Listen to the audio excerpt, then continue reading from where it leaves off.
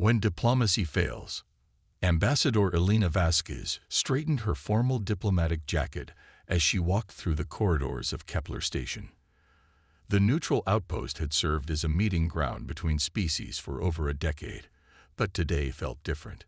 The Exarethi delegation had arrived 3 days ago, with more ships than usual, and their behavior had grown increasingly hostile during negotiations. Captain David Chen fell into step beside her, his hand resting casually on his sidearm. "Ambassador, I don't like this." The Exarethi brought a full battle group for what should be a simple trade discussion.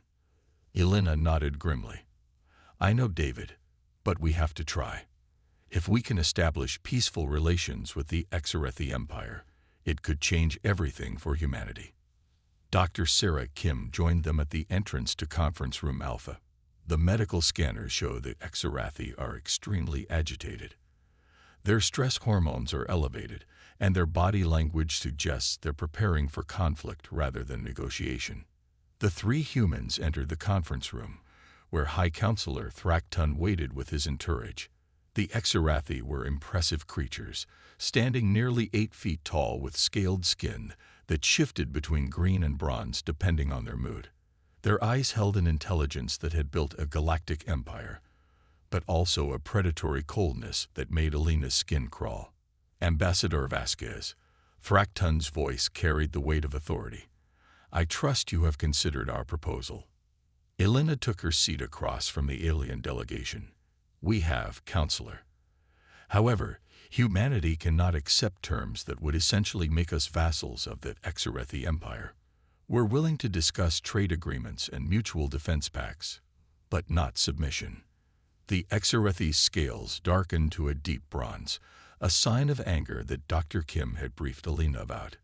"You misunderstand your position, human. The Exarethi Empire has conquered over 200 worlds. We offer you the choice to join willingly rather than be conquered by force, and we respectfully decline," Elena replied calmly. "Humanity has never bowed to threats, and we won't start now." Thraktun's eyes narrowed. He touched a device on his wrist, and suddenly the room filled with additional Exarethi soldiers.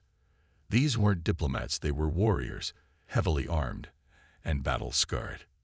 "Then you have chosen the difficult path," Thraktun said. "War Prime Zekmor will explain what happens to species who refuse our generous offer."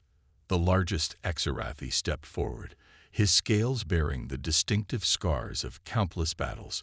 "Human female, you will witness the power of the Exarethi Empire. Your species will learn through your suffering." Elena stood slowly, her training from her military days taking over. "Captain Chen, Dr. Kim, please step back." Zekmor raised a weapon Elena didn't recognize. It hummed with energy, and the air around it shimmered with heat. "This is a neural disruptor. 1 shot will paralyze any known species for hours. 2 shots will cause permanent damage. 3 shots will kill." "I understand," Elena said quietly, "but my answer remains the same." The first shot hit her in the shoulder, sending waves of electric pain through her nervous system. The weapon was designed to overwhelm the victim's pain receptors, causing immediate collapse. Instead, Elena staggered but remained standing. Zekmor's eyes widened in surprise. "Impossible. You should be unconscious." Elena smiled grimly. "You clearly don't know much about humans." The second shot caught her in the chest, and this time she fell to one knee. The pain was incredible, like being struck by lightning while drowning in acid. But Elena's military training had prepared her for torture, and her human physiology was adapting to the weapon's effects. "Still conscious," Zekmor snarled. "Then you will learn what happens to those who defy us." The third shot hit her in the leg, the fourth in her other shoulder, the fifth in her stomach. Each impact sent shockwaves of agony through her body, but Elena forced herself to stand again. "How is this possible?" Thraktun demanded. "Our weapons are calibrated for every known species." "Every known species except one," Elena gasped. "You see, humans have a unique trait. We get more stubborn when you hurt us." The sixth shot struck her in the back, sending her sprawling across the table. Dr. Kim started forward, but Elena held up a hand to stop her. No, Sarah. This is important. They need to understand what they're dealing with. Elena pushed herself up from the table, blood seeping through her diplomatic uniform. Her vision was blurring, but her resolve had never been clearer. 7 shots, Zekmore said in disbelief. No creature can survive 7 shots from a neural disruptor. Want to find out? Elena challenged. The 7th shot hit her directly in the chest, and this time she went down hard. But instead of staying down, she began crawling toward the emergency panel hidden behind the Exarathi delegation. What are you doing? Thraktun demanded. Elena's hand found the concealed switch, something you should have expected from a species that refuses to surrender. She activated the emergency protocol, and suddenly Kepler Station came alive. Blast doors slammed shut, separating the Exarathi delegation from their guards. Red lights began flashing, and an automated voice echoed through the station. Last stand protocol activated. All diplomatic immunity revoked. Station weapon systems online. Captain Chen smiled grimly as he drew his sidearm. Gentlemen, you've just learned rule number 1 about dealing with humans. We don't negotiate under threat. Through the reinforced windows, the Exarathi could see human soldiers moving through the station corridors. These weren't the small security force they had expected. They were heavily armed Marines who had been hiding in the station's lower levels. This is impossible, Zekmore protested. Our intelligence said this station was lightly defended. Dr. Kim was already treating Elena's wounds, her medical scanner working frantically. Your intelligence was wrong about a lot of things. This isn't just a diplomatic station. It's a fortress designed to look like a diplomatic station. Elena struggled to sit up, her voice weak but determined. You wanted to see what humans do when threatened. Congratulations, you're about to get a demonstration. Outside the station, the Exarathi battle group suddenly found themselves surrounded by human ships that had been hiding in the asteroid field. The vessels were sleek and deadly, their weapons already trained on the alien fleet. This is Admiral Marcus Torres of the Human Defense Fleet. A voice crackled over the communication system. You are ordered to stand down immediately and prepare to be boarded. High Counselor Thraktun stared at the display in shock. Where did they come from? Our sensors showed no human ships in this system. Stealth technology. Elena explained, accepting a pain medication injection from Dr. Kim. Something we developed after studying your expansion patterns. We've been watching you for months, learning your tactics, understanding your weaknesses. The lead Exarathi ship tried to flee, but human fighters swarmed around it like angry hornets. These weren't the clumsy, primitive vessels that Exarathi had expected. They moved with precision and speed that defied everything the aliens thought they knew about human technology. Our ships are faster, Zekmore protested. Our weapons are more powerful. Are they? Elena asked. Or did you just assume they were because you've never fought anyone who could match your technology? On the tactical display, the human ships were systematically disabling the Exarathi vessels without destroying them. It was a surgical demonstration of superior tactics and technology. How? Thraktun whispered. Elena finally managed to stand, leaning heavily on Dr. Kim for support. Because while you were busy conquering worlds and assuming your superiority, we were studying, learning, and adapting. That's what humans do best. The conference room's communication system activated, and Admiral Torres's voice filled the space. Ambassador Vasquez, the Exarathi fleet has been neutralized. No casualties on either side. How do you want to proceed? Elena looked at the stunned alien delegation. The same way we started, Admiral. With an offer of peaceful negotiation. But this time, I think our guests understand that we're negotiating from a position of strength, not weakness. War Prime Zekmore stared at her in amazement. You survived 7 shots from our most powerful weapon, activated a hidden defense system, and revealed a secret fleet, all while maintaining your offer of peace. That's what diplomacy means to humans, Elena replied. We'll talk to anyone, but we won't be bullied by anyone. The blast doors opened, and Captain Chen's Marines entered with their weapons lowered but ready. "Ambassador, the station is secure. What are your orders?" Elena straightened her torn diplomatic jacket once more.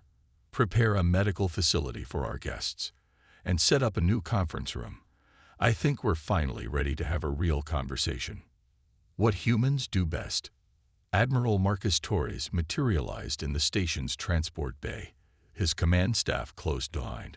The veteran officer had spent 30 years preparing for this moment, the first true test of humanity's hidden military capabilities. Lieutenant Commander Jake Morrison, the youngest member of the Admiral's staff, was still amazed by what they had accomplished. "Sir, the Exarathi never saw us coming. Their sensors couldn't detect our stealth ships at all."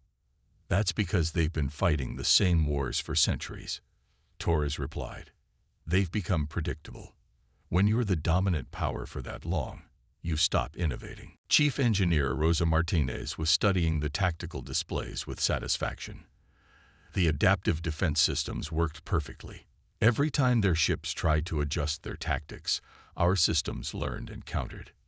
Meanwhile, in the medical bay, Dr. Sarah Kim was amazed by Ambassador Vasquez's recovery.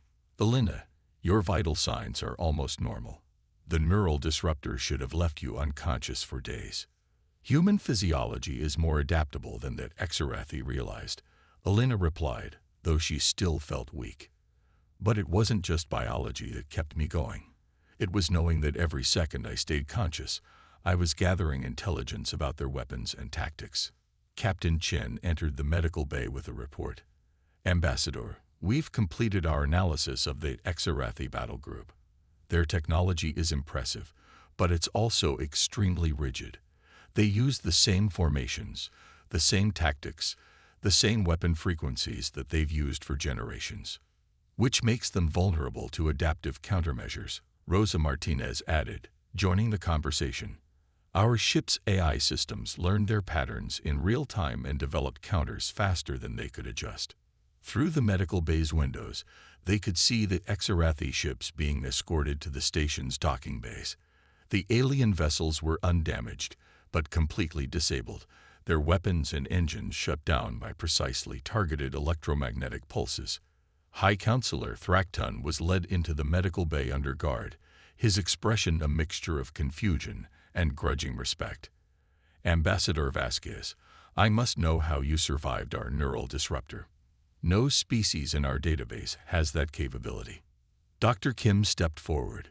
"It's not just physical resilience, Counselor. Humans have something that your empire seems to have forgotten: the ability to adapt under pressure. Every shot from your weapon gave Elena's nervous system information about how to resist the next one." "Impossible," Thraktun protested. "Neural adaptation takes years of conditioning." "For most species, yes," Elena agreed. "But humans evolved as persistence hunters. We don't just adapt to our environment, we adapt to our challenges. Every obstacle makes us stronger." War Prime Zekmor was brought in next, his warrior's pride clearly shaken. "Your ships appeared from nowhere. Our sensors detected no trace of your fleet." Lieutenant Commander Morrison couldn't help but smile. "That's because we designed our stealth technology specifically to counter your detection systems. We've been studying your sensor networks for months." "Studying us?" Zekmor's scales shifted to a confused gray. "How?" Admiral Torres entered the medical bay, his presence commanding immediate attention. "By doing what humans do best: listening, learning, and preparing. While you were busy being the dominant power, we were watching from the shadows." He activated a holographic display that showed the Exarathi Empire's expansion over the past century.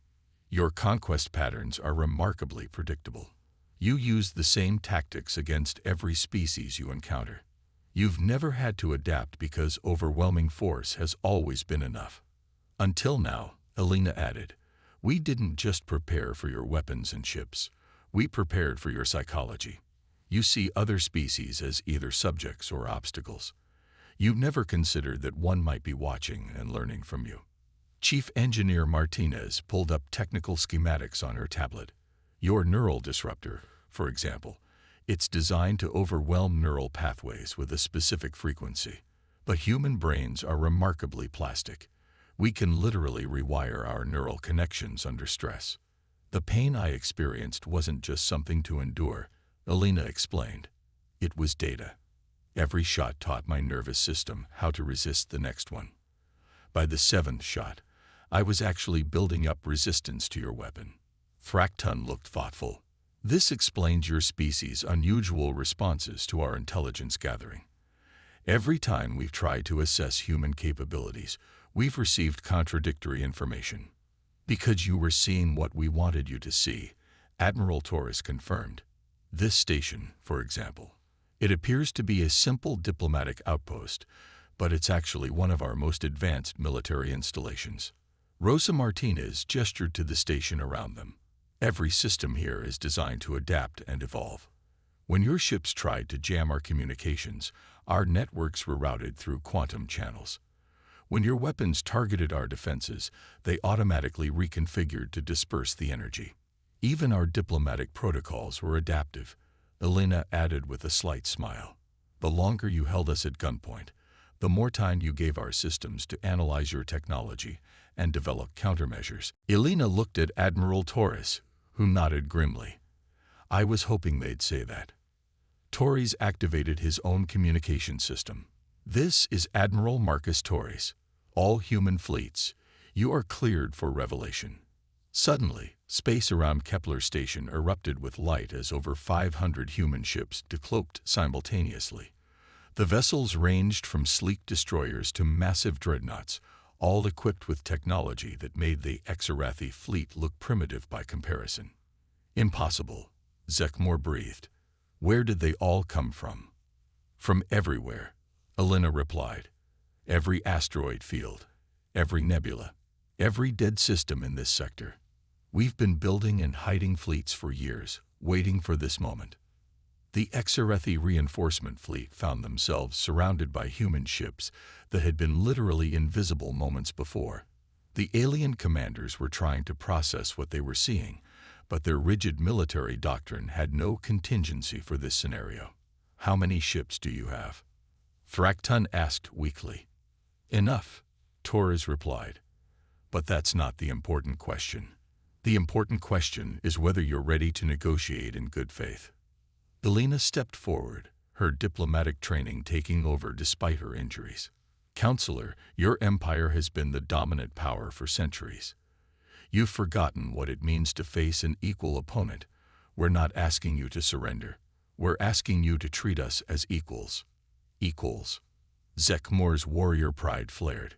We are the Exarathi Empire. We have conquered hundreds of worlds. And we're humans, Alina replied simply.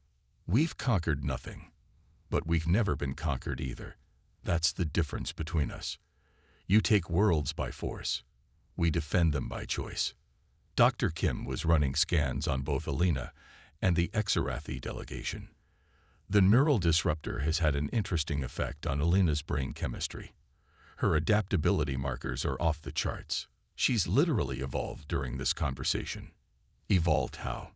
Thrakton asked, his scientific curiosity overriding his diplomatic caution. Her neural pathways have restructured to resist your weapon, Dr. Kim explained. But more than that, her brain has developed new connections for processing threat assessment and tactical analysis. She's become more effective at reading your intentions and predicting your actions. Alina felt the truth of Dr. Kim's words. The pain from the neural disruptor had faded, but it had left her with a strange clarity. She could see the patterns in Exarathi behavior, understand their motivations, predict their responses. This is what humans do when threatened, she said to the alien delegation. We don't just survive. We become better, stronger, more capable. Admiral Torres was receiving reports from the fleet commanders. Ambassador, the Exarathi have requested a ceasefire. They want to negotiate. Of course they do, Alina replied. Now they understand they're not dealing with a primitive species. They're dealing with humans. She turned to face Thrakton and Zekmor. Gentlemen, I believe we have a lot to discuss. But this time, we'll be negotiating as equals. The High Counselor looked at the tactical displays showing the human fleet, then at Elena standing despite injuries that should have killed her, then at the adaptive systems that had turned their own tactics against them. Very well, Ambassador Vasquez. We are prepared to negotiate. As equals. Elena smiled, her diplomatic jacket still torn, but her spirit unbroken. Excellent. Let's talk about what humans and Sarathi can accomplish together, instead of what we can do to each other. Outside the station, the two fleets faced each other in perfect formation, weapons powered but not targeted. It was a standoff that had the potential to change the balance of power in the galaxy. But in the medical bay of Kepler Station, a wounded human diplomat was proving that sometimes the best way to win a war is to survive long enough to prevent it.